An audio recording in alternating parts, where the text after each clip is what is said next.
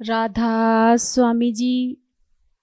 एक परिवार था जो सतगुरु को बहुत ज़्यादा मानता था। उनके जो रिश्तेदार थे वह सतगुरु को नहीं मानते थे। वह रिश्तेदार जब भी उस परिवार में आते तो उनसे एक ही बात कहते कि पता नहीं तुम किस गुरु को मानते हो, क्या तुम्हारे गुरु तुम्हें इस चीज के लिए मना करते हैं। तो वह परिवार कहने लगा, किस चीज के लिए हमें मना करते हैं हमारे गुरु। तो वह जो परिवार था कहने लगा कि हमने तुम्हें कभी भी नहीं देखा किसी भी धार्मिक स्थान पर जाते हुए, वहां पर माथा टेकते हुए। तो उस परिवार का जो भाई था, जो सत्संगी था, वह कहने लगा, यह बात आप कैसी कर रहे हो।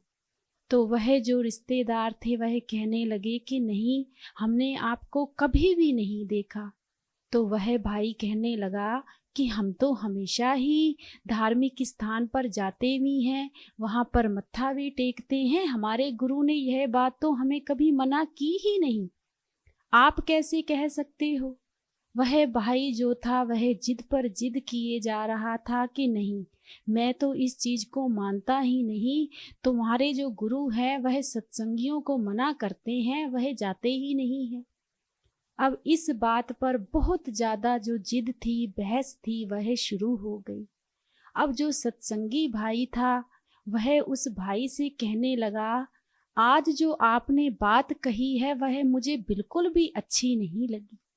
एक बात मुझे आप बताइए, जब आप धार्मिक स्थान पर जाते हो तो वहां जाकर क्या यही चीजें देखते हो कि कौन लोग यहाँ पर आए हैं, वह सत्संगी हैं या गुरु को मानते हैं कि नहीं मानते। तुम्हारा जो ध्यान होता है क्या वह इधर उधर ही होता है। जहाँ पर तुम जाते हो, जिस स्थान पर जाते हो, वहां पर जितने भी संत महात्मा आए उन्होंने अपनी वहां पर भक्ति की थी, उन्होंने भी सब कुछ समझाने की कोशिश की थी, उन्होंने भी अपने जो भी उनके सेवक थे उनसे वह वचन करते थे। उन महापुरुषों की इतनी भक्ति थी कि उनके वहां पर स्थान बन गए और लोगों ने इन चीजों को समझना तो बिल्कुल छोड़ दिया, तुम्हारे जैसे लोग बहस करना शुरू कर दी। इस बात पर उन दोनों में बहुत बहसबाजी हुई। अब वह जो परिवार उनके घर पर आया हुआ था, इस चीज को लेकर इतनी बहसबाजी हुई कि आपस में काफी नोक-झोंक हो गई। अब वह जो परिवार था, जो भी नाश्ता पानी करके वह अपने घर चला गया। अब सत्संगी भाई को इस चीज का बहुत ज्यादा दुख लगा कि पता नहीं कैसे कैसे लोग हैं और गुरु पर ही तोहमत लगाना शुरू कर देते हैं, अपनी ही सोच को बना लेते हैं। उनके परिवार वाले कहने लगे कि कोई बात नहीं, ऐसा मत सोचो, वह हमारे घर पर आए हुए थे, हमें कुछ नहीं कहना चाहिए था। तो वह भाई कहने लगा कि मैंने तो कुछ कहा ही नहीं, तुम देख ही रहे थे उन्होंने मुझसे कैसी बहसबाजी शुरू कर दी थी। समय ऐसे ही बीतता बीतता गया। थोड़ा टाइम तो वह लोग आपस में नहीं बोले, उसके बाद फिर से बोलचाल शुरू हो गया। समय बीतता गया। एक दिन सत्संगी भाई के कमर में ना बहुत ज्यादा दर्द होने लगी। जब कमर में दर्द होने लगी तो डॉक्टर को दिखाया। तो डॉक्टर कहने लगा कि घबराने वाली बात नहीं है, कोई नस पे नस चढ़ चुकी है, कोई बात नहीं, आप दवाई खाइए, ठीक हो जाओगे। अब वह जो भाई था, जब तक तो दवाई खाता था तब तक तो वह दर्द ठीक रहता था, जब दवाई छोड़ देता था फिर से वह दर्द शुरू हो जाता था। अब उस भाई पर ही पूरा घर था, काम काज भी वह भाई करता था। अब वह कमर की दर्द से बहुत ज्यादा परेशान था। अब दवाई खाता रहा। यह बात वह हर किसी को बताता था कि पता नहीं मेरे कमर में ना बहुत ज्यादा दर्द होती है। वह जो दर्द है अब धीरे धीरे मेरी जो लात है उसकी तरफ जाती जा रही है और अंगूठे तक जाती है। मैं बहुत इस चीज से परेशान हूँ। अब जिन लोगों को भी बताता था तो वह लोग कहने लगे कि भाई इसको तो रेंगने का दर्द कहते हैं, जिन्हें लोग साटिका का भी दर्द कहते हैं, कि यह तो वह दर्द है, यह तो बहुत ही दर्द इसका ऐसा होता है कि बर्दाश्त ही नहीं हो पाता। तो आप क्या कर रहे हो? तो वह सत्संगी भाई कहने लगा कि मैं तो इसकी दवाई खा रहा हूँ, जब तक दवाई खाता हूँ दर्द ठीक रहता है, लेकिन फिर से दर्द शुरू हो जाता है। लेकिन अभी तो 2-4 दिन हो गए हैं, बहुत ज़्यादा दर्द हो रहा है, मैं सो भी नहीं पाता।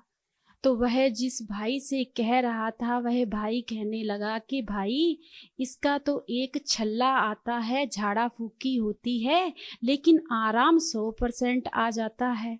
तो वह सत्संगी भाई कहने लगा कि भाई हम तो आज तक ना छल्ले के वालों के पास गए हैं, हमें तो अपने सतगुरु पर ही भरोसा है। तो वह भाई कहने लगा कि कुछ चीज़ें ऐसी भी होती हैं कि आराम नहीं आता, कुछ ना कुछ करना पड़ता है।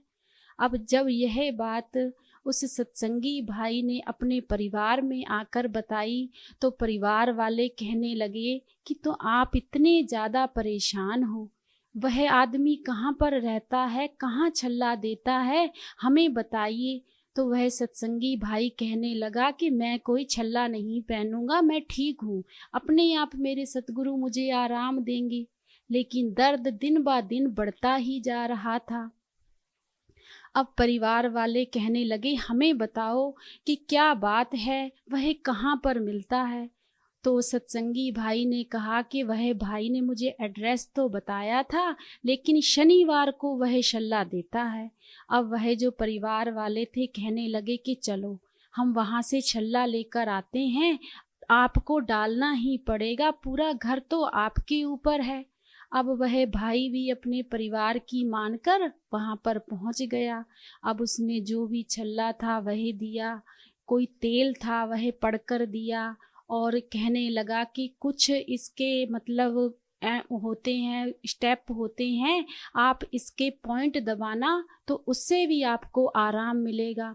जैसे जैसे उस भाई ने उस सत्संगी भाई को बताया वैसे वैसे उन्होंने घर पर आकर वह छल्ला भी पहन लिया, वह तेल की मालिश भी करना शुरू कर दी, और जो पॉइंट थे वह भी दबाने शुरू कर दिए। अब धीरे धीरे वह जो दर्द था वह कम होना शुरू हो गया। अब एक दिन ऐसा आया कि वह जो दर्द था वह बिल्कुल ठीक हो गया। अब जो परिवार वाले भी थे वह भी कहने लगे कि देखो इतना समय आप दवाई खाते रहे लेकिन आराम नहीं आया। कुछ चीज़ें ऐसी होती हैं कि जब हम ऐसे कोई छल्ला पहन लेते हैं, कुछ करा लेते हैं तो वह ठीक हो जाता है। लेकिन वह जो सत्संगी भाई था उसको बिल्कुल भी भरोसा नहीं था। वह कहने लगा कि यह करता तो सब कुछ मालिक है, अब आप लोगों की सोच है, जैसा भी आपको समझना है समझ लो, पर मुझे बिल्कुल भरोसा नहीं है। समय बीतता गया लेकिन उस भाई की लात में और कमर में दर्द बिल्कुल भी नहीं हुई। एक दिन उनके ही जो परिवार वाले जो उन्हें बहुत ज़्यादा बातें करते थे, जिनके साथ उनकी लड़ाई हुई थी, उनके घर पर ही कोई प्रोग्राम था। अब वह जो परिवार था उनके घर पर आया, उन्हें सुनेहा देकर गया कि जो कुछ भी हो गया है वह तो सब चलो हम माफ़ी मांगते हैं, लेकिन हमारे घर प्रोग्राम है, आप सभी लोग आना। तो वह जो सत्संगी परिवार था कहने लगा कि ठीक है हम लोग आ जाएंगे। अब वह लोग तो चले गए, लेकिन जो सत्संगी भाई था वह कहने लगा आप लोगों को जाना है तो जाओ, पर मैं नहीं जाऊंगा। परिवार वाले कहने लगे कि ऐसा क्यों कह रहे हो, हमारे सतगुरु ने हमें यह थोड़ी ना समझाया है, आप क्यों अपने मन में गिला शिकवा रखते हो, अगर उन्होंने बुलाया है तो हमें जाना ही पड़ेगा। अब वह जो परिवार था उनके घर पहुंच गया। जब उनके घर पहुंचा, जो भी प्रोग्राम था वह सारा बड़ी खुशी से सारा प्रोग्राम हो गया। जब सभी लोग इकट्ठे बैठे हुए थे तो फिर से वही बातें चलने लगी कि तुम्हारा गुरु ऐसा है, तुम्हारा गुरु वैसा है। अब वह जो सत्संगी भाई था उसको फिर से बड़ा क्रोध आने लगा कि इन लोगों ने तो फिर से वही बातें शुरू कर दी हैं। अब जिनके घर गए थे वह जो भाई था जो बहुत ज़्यादा बहस करता था, वह उस सत्संगी भाई से फिर से कहने लगा कि भाई, मुझे पता लगा है कि तेरी लात में और कमर में बड़ी दर्द थी तो तुम्हें वहाँ से छल्ले से आराम आया है, पर मुझे एक चीज़ समझ में नहीं आई कि तुम तो कहते थे कि हमारा बहुत बड़ा गुरु है, सारे दर्दों की दवा वही है, लेकिन फिर तुम छल्ले पर कैसे पहुंच गए? अब तुम भी तो बाहर मुखी हो गए हो। जब यह बात उस भाई ने सत्संगी भाई से कही तो सत्संगी भाई ने कहा कि आज फिर से तुमने वही बातें शुरू कर दी हैं। पहली बात तो यह छल्ला पहनने का मेरा कोई भी ऐसा अनुमान नहीं था, ना ही मुझे ऐसा छल्ला पहनना था। मेरे परिवार वाले मुझे जबरदस्ती वहां पर लेकर गए, लेकिन आज फिर से तुमने मेरे गुरु को ताना मारा है, जो मुझसे बिल्कुल भी बर्दाश्त नहीं होता। आज से यह जो छल्ला है, उस भाई ने उसी टाइम अपने पैर से वह छल्ला निकालकर उस भाई के हाथ में पकड़ा दिया कि जे लो, यह छल्ला आज से मैंने तुम्हें दिया। अगर तुम गुरु की बात करते हो ना, तो मैं अपने गुरु पर तुम्हें कोई उंगली नहीं उठाने दूंगा। अगर वह दर्द दे सकता है ना, तो दर्द की दवा भी उस गुरु के पास जरूर है। मैंने आज तक अपने गुरु से कभी कुछ मांगा ही नहीं था। मेरे इतनी दर्द होती थी तब भी मैंने सतगुरु से कभी कुछ नहीं कहा था, लेकिन आज जो तुमने मुझे फिर से ताना मारा है ना, यह मेरे दिल पर बहुत ज्यादा ठेस पहुंची है। मेरी लात रहे, मेरी कमर रहे, चाहे सारा कुछ मेरा टूट जाए, लेकिन आज के बाद यह छल्ला नहीं पहनूंगा। पर भाई, एक बात और कहता हूँ, तूने मेरा 2 बार दिल दुखाया है और मेरे गुरु को तूने नीचा दिखाने की कोशिश की है। एक बात जरूर समझ लो, गुरु हमेशा एक ही होता है। यह तुम्हारी नासमझी है। यह तुम सोचते हो कि हमारा गुरु और है तो तुम्हारा गुरु एक, तुम्हारा गुरु कोई और है। गुरु तो होता ही एक है। जिस दिन यह बात तुम समझ जाओगे ना, उस दिन यह बहस कभी नहीं करोगे। और वह जो सत्संगी भाई था पूरे परिवार को लेकर अपने घर आ गया, और वह भाई ने अपने परिवार से कहा कि आज के बाद मुझे कभी मत कहना उनके घर जाने के लिए, मेरे गुरु को उसने बहुत ताने मारे हैं। ऐसे ही कुछ समय बीतता गया। अब जो रिश्तेदार थे, जो परिवार वाले थे, जो सतगुरु को नहीं मानते थे, एक दिन उस भाई को बहुत एहसास हुआ कि मैंने अपने ही रिश्तेदारों की बहुत बार बेइज्जती की है, और उस बेइज्जती की वजह से हमारी रिश्तेदारी भी खत्म होने पर आ गई है।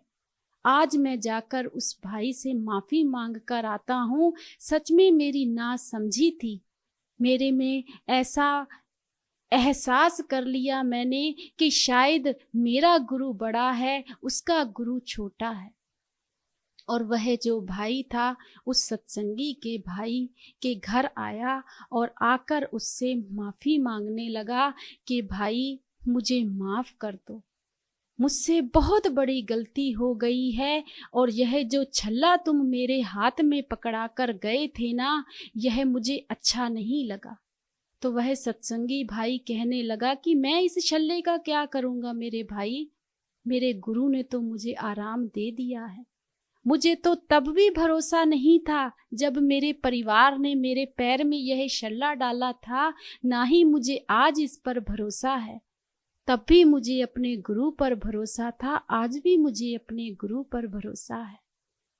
तो वह जो भाई था वह सत्संगी भाई से माफी मांगने लगा और उसके गले लग गया कि भाई, मुझे माफ कर दो, मैं भी उस गुरु के पास जाना चाहता हूँ जिस गुरु की आप इतनी वड्याई करते हो। और वह परिवार भी उस गुरु के पास जाने लगा। तो वह परिवार भी सत्संगी बन गया। तो कहने का मतलब सिर्फ इतना है, हम चाहे किसी भी गुरु को क्यों ना मानते हो, किसी भी स्थान को क्यों ना मानते हो, लेकिन हमें कभी भी किसी का दिल नहीं दुखाना चाहिए। कभी भी यह नहीं कहना चाहिए कि तुम्हारे गुरु में इतनी ताकत नहीं है कि तुम्हारा दुख दूर कर सके। कभी भी ऐसा नहीं कहना चाहिए, क्योंकि यह जो समय है यह बहुत जल्दी बदल जाता है। गुरु हमेशा एक ही है। अगर हम लोग हिंदू, मुस्लिम, सिख, ईसाई, अगर हम 4 जातों में बटे हुए हैं तो यह हमारी गलतफहमी है। अगर सभी में खून है तो वह एक ही रंग का है, वह लाल रंग का है। यह जो हमने भ्रम फैलाए हुए हैं यह हमारे हैं। और हमारे गुरु घर भी सभी जातों के, धर्मों के लोग आते हैं। जब हमारे सतगुरु कोई भेदभाव नहीं करते तो हमें भी इन भ्रमों में नहीं पड़ना चाहिए। अगर हम इन भ्रमों में पड़ गए तो हमारा भजन सिमरन नहीं हो सकता। तो हमें अपने गुरु का शुक्राना करना चाहिए, भजन सिमरन पर समय देना चाहिए। राधा स्वामी जी।